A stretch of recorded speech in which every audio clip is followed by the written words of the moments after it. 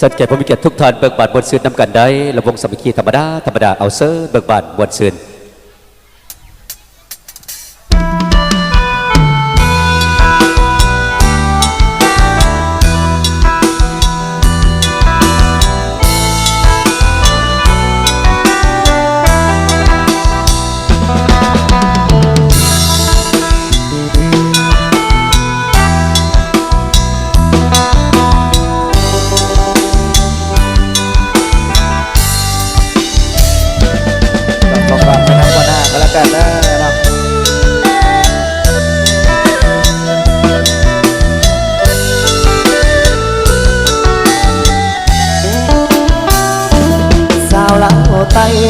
เก็บบาปหัวใจ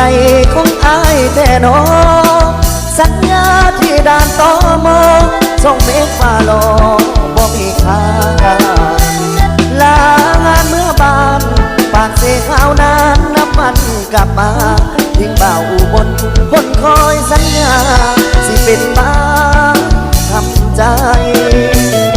กระโดดพอได้ที่ผูกหัวใจเอาไว้ด้วยกันสาวลาวข้ามาทำงานที่ร้านอาหารอยู่เคียงไกลคือลืมไว้แท้ไปแล้วบอกแค่บ่โทรบ่นาอายโทรหาเป็นตาเลือใจจะให้ผู้ใดตอบมาขอค่ะหมายเลขที่ทางโทรหาบ่สามารถติดต่อได้ในขณะนี้ Sorry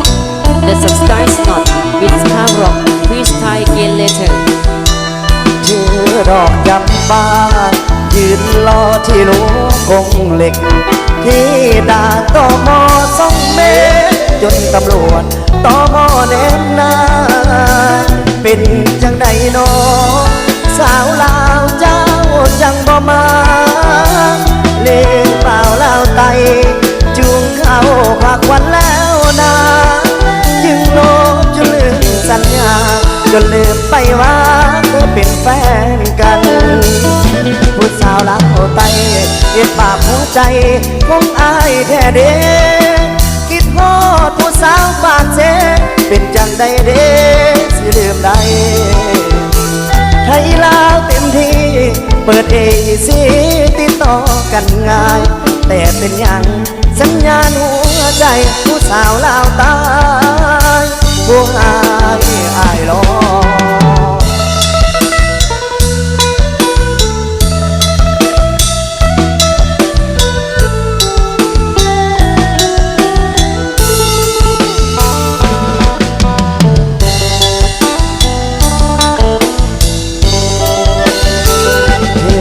ดอกจับปา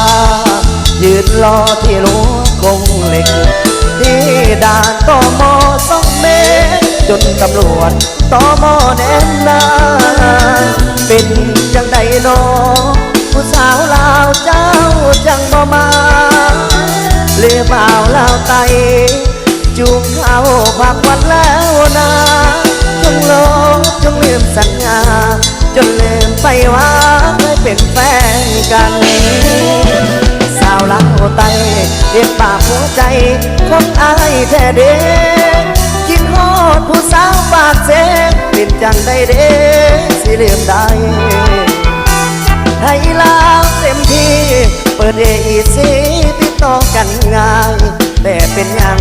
สัญญาณหัวใจผู้สาวลาวตายผู้อายรอ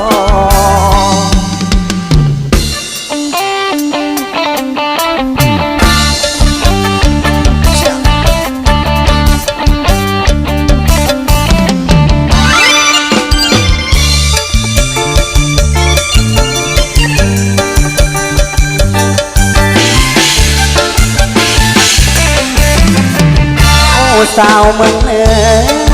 บุญเหลือจึงได้มาพอไอ้หนุ่ม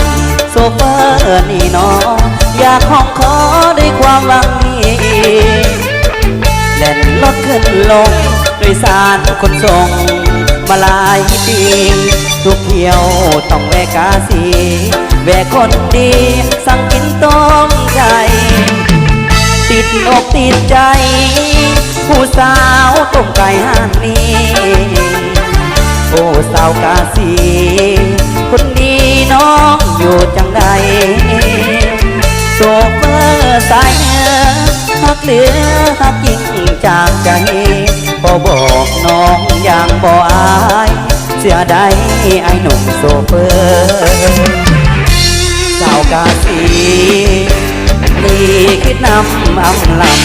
ำยันแต่น้องคนงามลืมขาประจำต้องกายมาเกี่ยงหน่อยหวานในสิมแล้วก็ติดใจสิ่งที่ไอ้ลืมบ่ได้ก็คือต้มไก่ของงานชีวิตเดินทางแต่ใจยังยึดมั่นหากแค่บอกเคยพันแปรลายแง่เหมือนดังเส้นทางโซเฟอร์สายเหนือ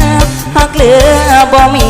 จืดจางอย่าลืมโซเฟอร์สายทางหลงหักนางสาวเมืองกาสี